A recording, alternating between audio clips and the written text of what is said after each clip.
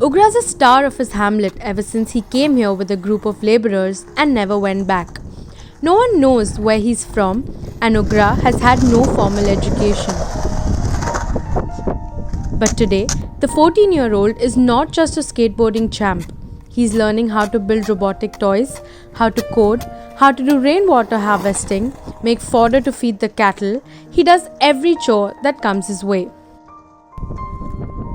What Ugra is today is thanks to him accidentally landing up in a small hamlet in Andhra Pradesh's Anantapur district, which has changed his life for the better.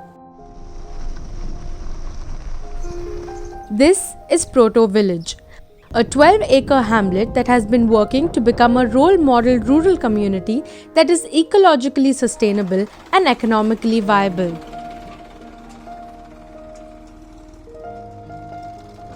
Since 2010, there are 12 families who have made this hamlet their home. They grow their own food, generate their own electricity, and even build their own house.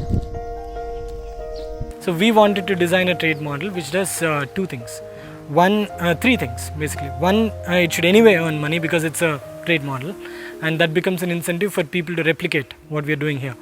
And so money is one thing, economic incentive is one thing.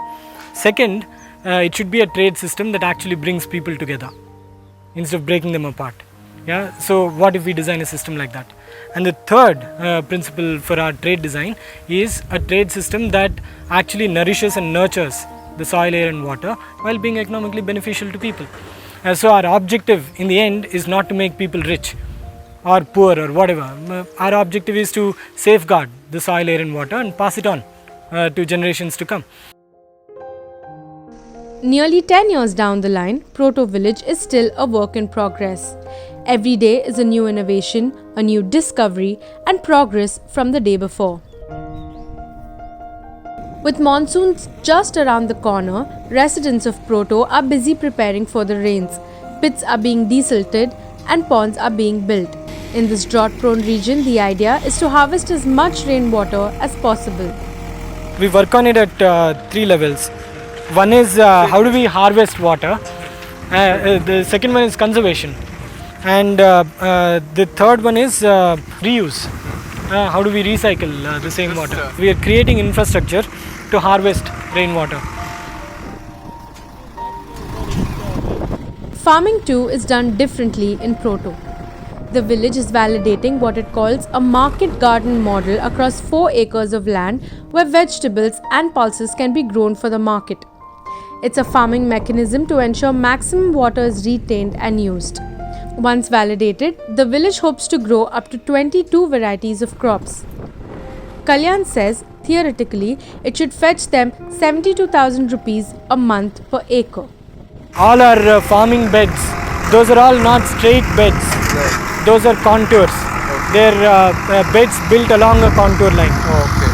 So which means that the drain between two beds is also a kind of a dam, a mini reservoir. Right. Those 8 beds create 8 contour reservoirs as well, micro reservoirs. Right. So in a contour reservoir, what happens is the water that falls doesn't flow.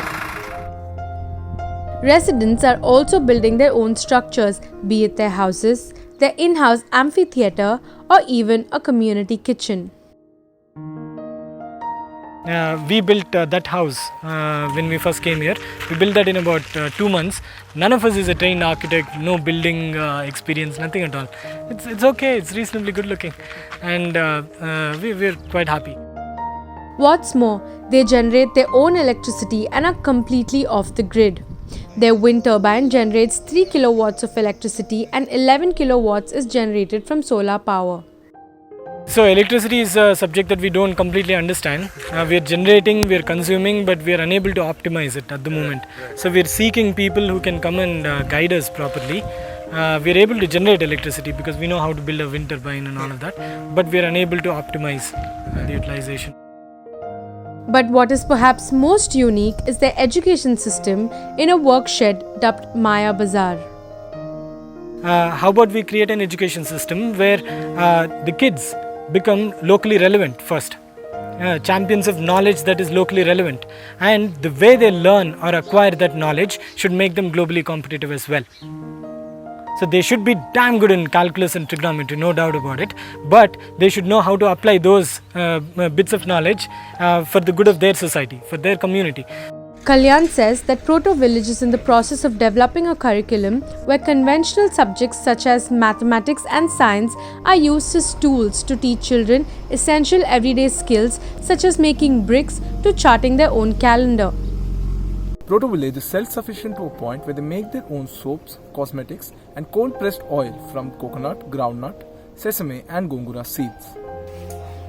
But each of these enterprises have the potential to grow. And by prototype, what we mean is each enterprise that we are starting here will lock into a self-help group or a bunch of self-help groups. Right. One group per village.